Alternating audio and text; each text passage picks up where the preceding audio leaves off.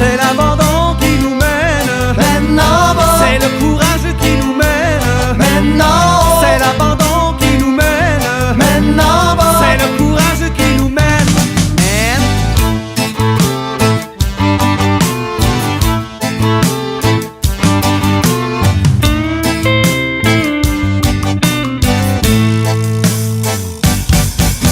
Dans la cale on veut nous reléguer. On a lancé des SOS aux solidarités. Y'a un trou béant dedans la coque de ce gros bateau monté en toc. Des larmes synthétiques dans le brouillard chimique pour qu'on reste apathique à bord du Titanic. Si la loi du plus fort sévit, suivez-moi je pense donc je nuis.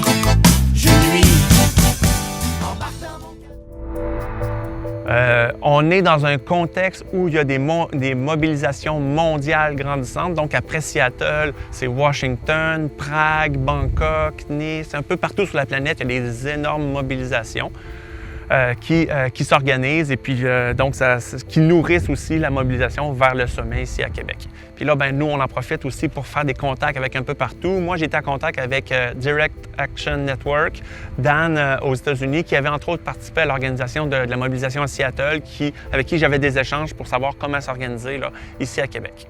On se rend compte qu'à Seattle, ça a été pas mal plus gros qu'on pensait parce que la mobilisation là-bas, les actions de désobéissance civile non violente ont bloqué la conférence et ont fait dérailler les négociations. Et là, à partir de ce moment-là, il y a vraiment une montée des luttes partout sur la planète sur la question altermondialiste et des accords de libre-échange. Une des prochaines rencontres, ça va être le Sommet des Amériques et là qu'on a 1 an et demi pour s'organiser. Alors, on organise, on invite tous les groupes de la région, toutes les personnes à s'impliquer dans quelque chose qui va devenir Opération Québec Printemps 2001, Occupé 2001. Et j'étais responsable du comité formation. Donc, durant toute l'année précédant avril 2001, on s'était donné comme tâche, si on veut, de monter des formations puis d'offrir des formations là, le plus largement possible, de façon bénévole, bien sûr, à des groupes sociaux, que ce soit des associations étudiantes, des groupes de femmes, des groupes communautaires, même des groupes religieux. On a créé à Québec des comités de formation pour être capable d'aller à la rencontre des gens, pour être capable de sensibiliser les gens sur les différents enjeux liés à la mondialisation. Moi, c'est sûr que puisque j'étais dans le domaine plus de l'écologie sociale, j'ai monté des formations sur les impacts de la mondialisation sur l'eau, la forêt, l'agriculture. Je me souviens entre autres une journée qui a été marquante pour moi, c'était un organisme qui travaille en alphabétisation. Puis là, je me suis retrouvée à devoir, avec une collègue d'ailleurs, on devait leur expliquer la mondialisation, mais sans faire référence à des notions économiques complexes, ni même à des notions géographiques ou politiques très complexes. Ça a été vraiment une belle rencontre. Puis aussi, des deux côtés, là, autant pour nous, les formateurs, les formatrices, qu'on devait vraiment penser dans la perspective d'une personne qui est analphabète, mais qui veut comprendre quelque chose qui est marquant dans sa vie, mais aussi qui est en lien avec un événement marquant pour sa ville. Et elle avait organisé une semaine complète où tous les étudiants du cégep avaient des formations sur les questions de la mondialisation, puis de l'impact de la mondialisation, parce que c'est un gros mot, mais dans le fond, c'est plein de choses concrètes sur notre quotidien. Alors un jour, on me donne la commande d'aller rencontrer des religieuses retraitées dans un couvent qui voulaient savoir qu'est-ce qui se passait ou qu'est-ce qui allait se passer et pourquoi. Alors, j'ai fait une session de formation à partir de 3 heures de l'après-midi. Ça a duré 3 heures. J'ai jamais eu devant moi des gens aussi studieux qui prenaient des notes et ces personnes-là avaient dans les 70 ans.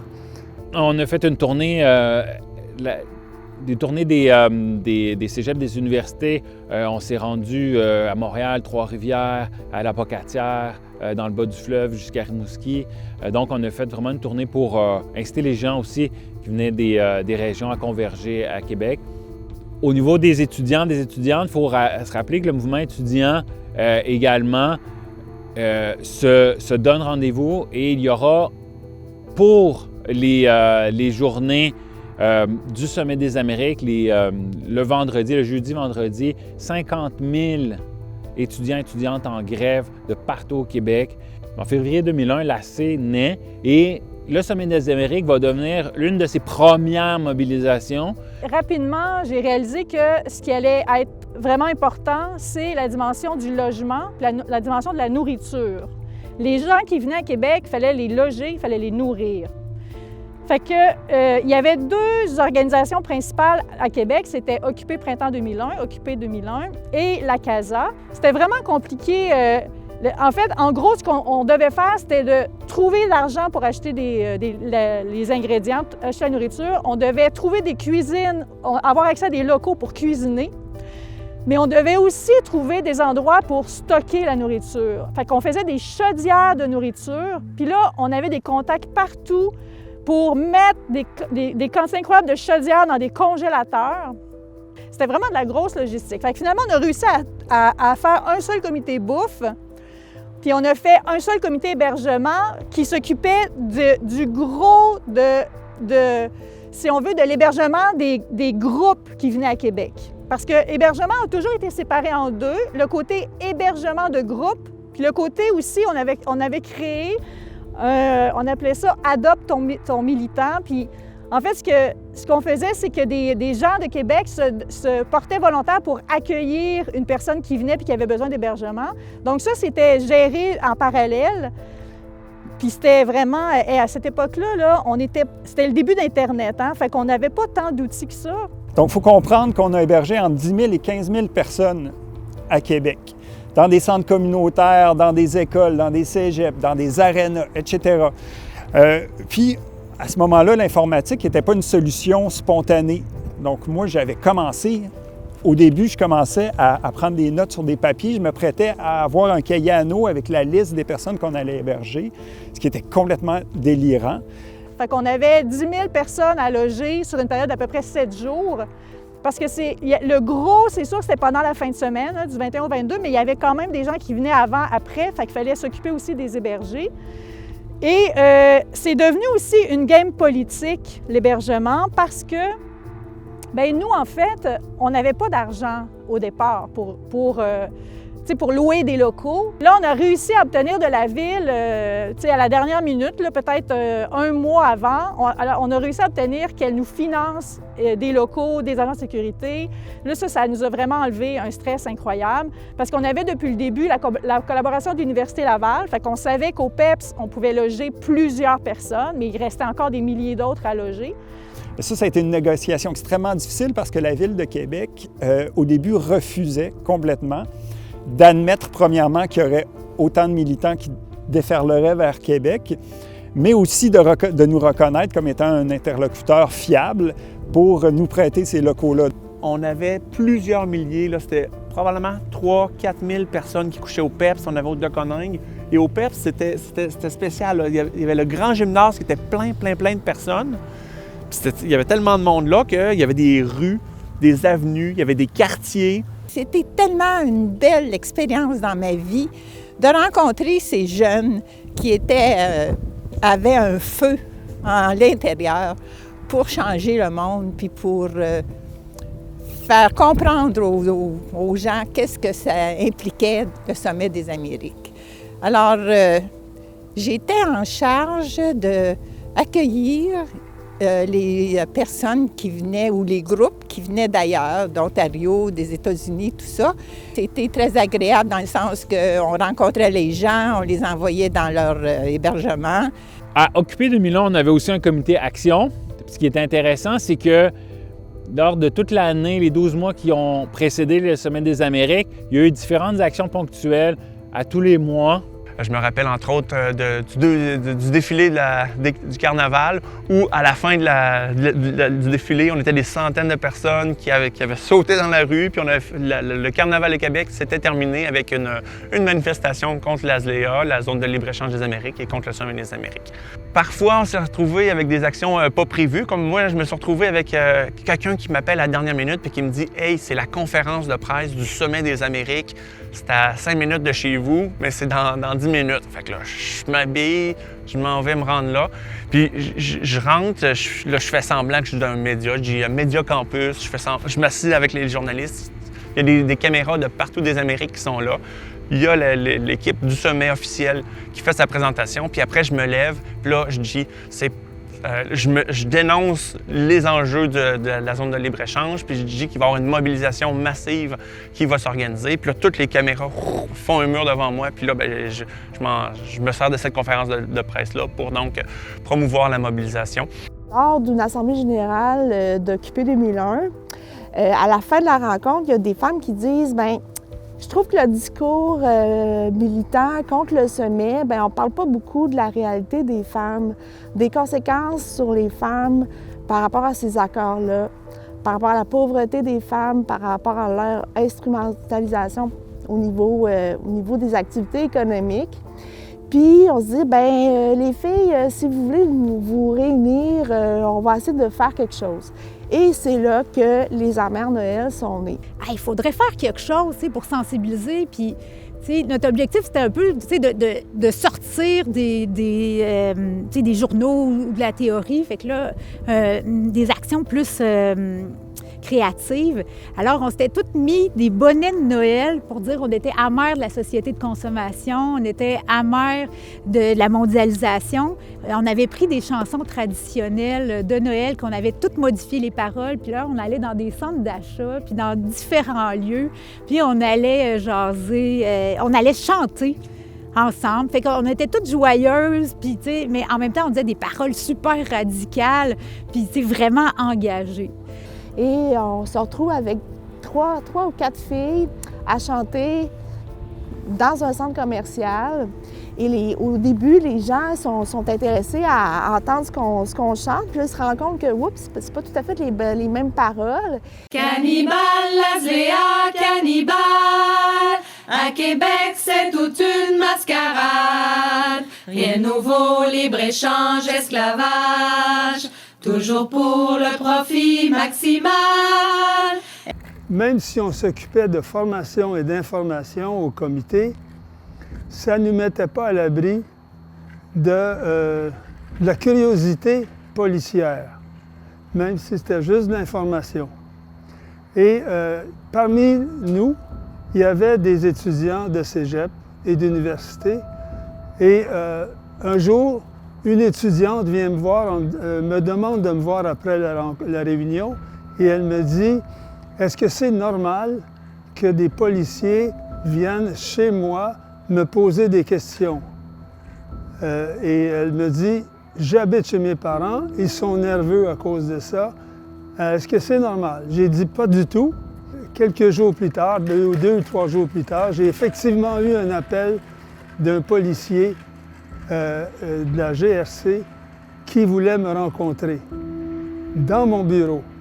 J'étais à l'époque commissaire du travail et je leur ai répondu que j'étais occupé en audience et que je ne pouvais pas leur répondre. J'ai dit « Venez chez moi demain à 10 h. » Ils ont dit « D'accord. » Et le lendemain, j'ai pris la peine le soir même, là, juste avant, de téléphoner à Radio-Canada.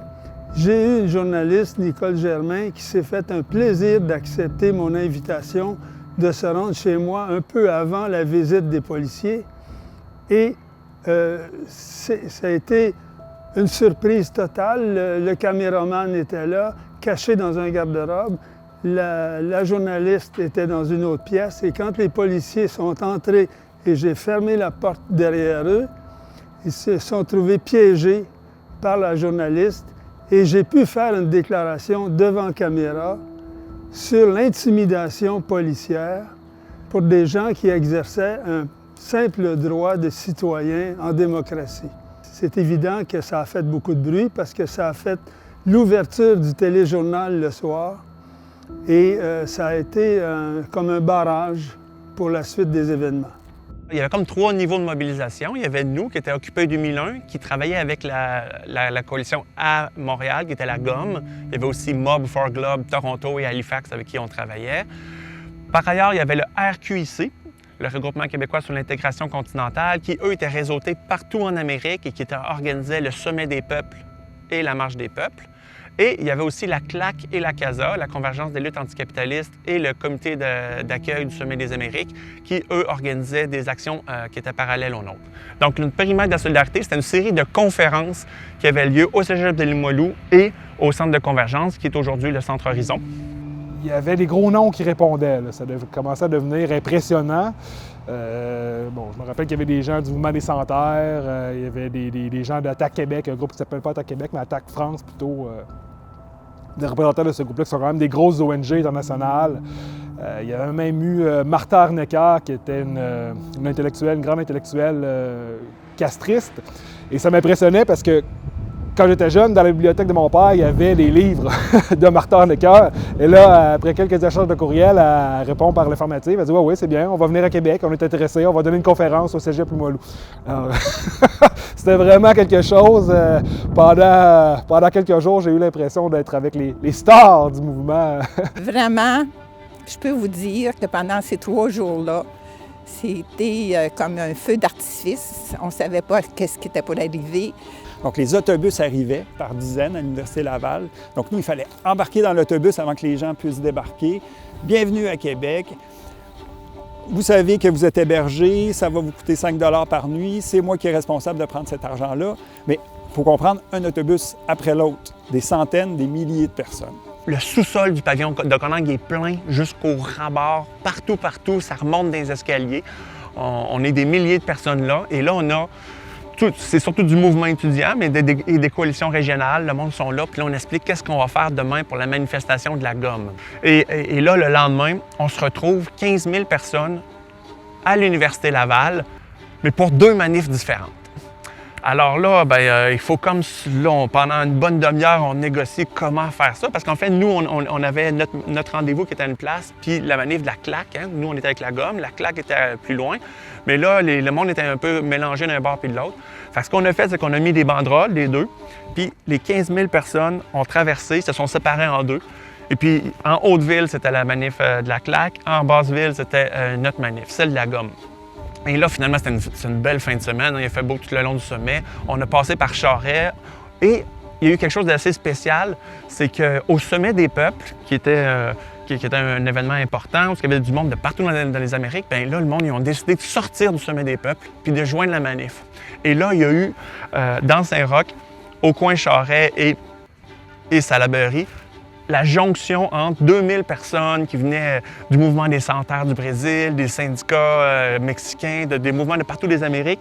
Et nous, on s'est fusionnés et là, on s'est rendu jusqu'au mur, jusqu'à la clôture. On était 8000, 9000, en tout cas, personnes. Là, c'est plein d'assemblées qui s'organisent. Et là, finalement, du côté de la police, ils commencent à nous envoyer les premiers gaz lacrymogènes. Les gaz lacrymogènes ont continué à pleuvoir pendant les 2 jours qui ont suivi.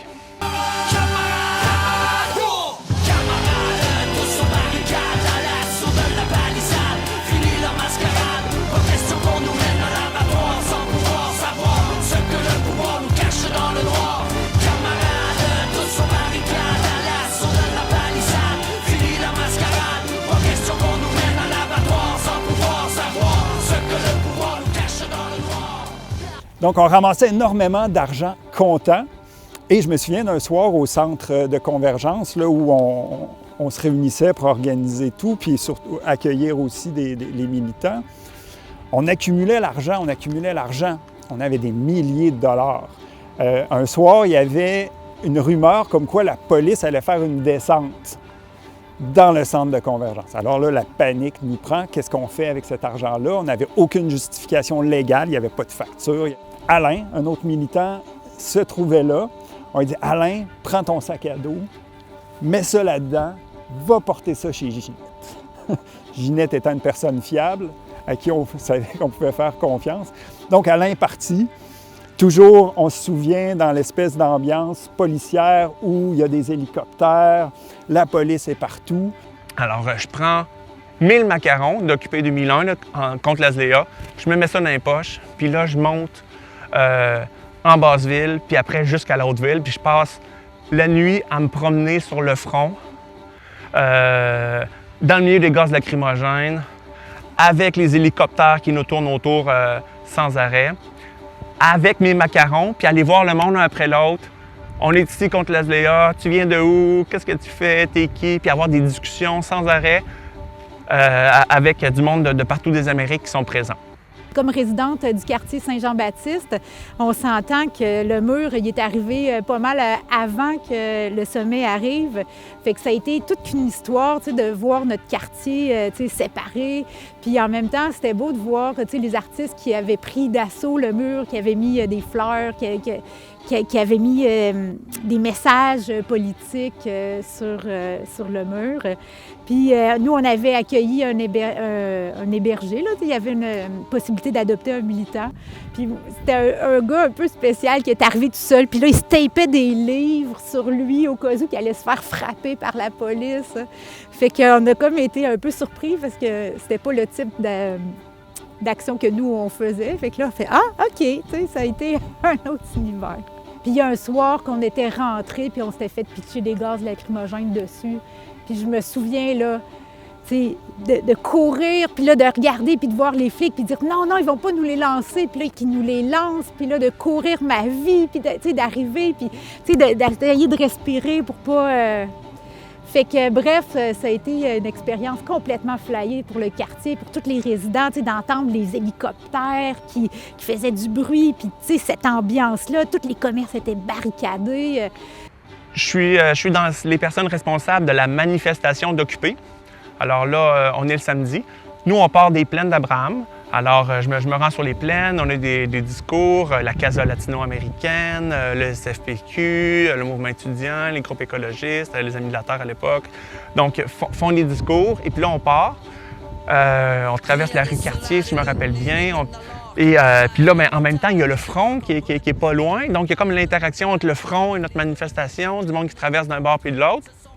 Et finalement, on descend en Basse-Ville pour aller rejoindre la Marche des peuples. Alors là, c'est 75 000 personnes qui se sont rassemblées, c'est énorme. Alors on se fusionne avec eux pour aller jusqu'au Colisée. Pendant la marche à laquelle je participais, j'ai dû me retirer sur le trottoir pour répondre aux questions d'un animateur de radio. Et pendant que j'étais sur le trottoir, 2 vieilles dames m'ont aperçu et sont venues me voir en me disant « Vous étiez venus à notre couvent, nous vous avons écouté et nous voici aujourd'hui dans la Marche des peuples. » C'était une façon très concrète de me dire le travail qu'on avait accompli pendant 1 an, on avait le résultat devant les yeux. Je pense que le Sommet des Amériques a propulsé toute une génération militante. Tout ce qu'on a fait dans les mois et dans l'année qui a précédé le Sommet des Amériques, ça nous a appris beaucoup de choses. Ça nous a appris comment aller vers les gens, comment parler de politique, comment se mobiliser, comment faire des actions directes. Et cette prise de conscience-là du poids que l'économie des multinationales, que l'économie des grands est en train de prendre sur nos vies, ça a généré une réponse. Puis encore aujourd'hui, on peut voir que la réponse s'est organisée, puis il y a une grande génération militante qui ensuite a formé la C, qui a fait les grèves en 2005, en 2012, ou qui s'est impliqué dans des partis comme Québec solidaire. Ça m'a fait réaliser, quand on voit des grandes mobilisations citoyennes, bien, des fois, on ne réalise pas tout le travail de logistique que ça implique derrière. Puis ce travail-là de logistique, bien, c'est un moment où on crée aussi des liens entre nous, des manières de faire. C'est une expérience qui marque. Je milite toujours. La plupart des gens avec qui... beaucoup de gens avec qui on a milité à cette époque-là sont restés des amis, des bons amis, des camarades, des gens avec qui on a continué à militer sur d'autres sujets, mais ça a vraiment formé des liens, puis je pense une toile militante. C'est certain qu'on a continué avec Occupé de 2001 à se mobiliser. C'est une mobilisation qui a mené à une victoire. Le sommet, la zone de libre-échange des Amériques, elle est tombée, elle n'a jamais eu lieu. Alors, c'est vraiment une mobilisation victorieuse auquel on a participé.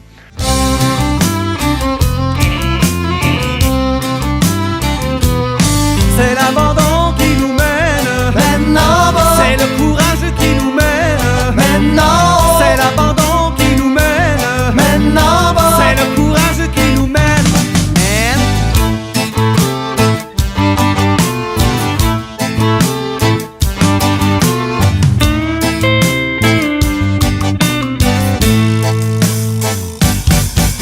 Dans laquelle on veut nous reléguer. On a lancé des SOS aux solidarités. Y a un trou béant dedans la coque de ce gros bateau monté en toc. Des larmes synthétiques dans le brouillard chimique pour qu'on reste apathique à bord du Titanic. Si la loi du plus fort sévit, suivez-moi je pense, donc je nuis. Embarque dans mon canot, des corps amis, remontons le courant. Il faut ramer de toutes nos forces, on arrêtera quand on aura 100 ans. Quand on aura 100 ans. Quand on aura 100 ans.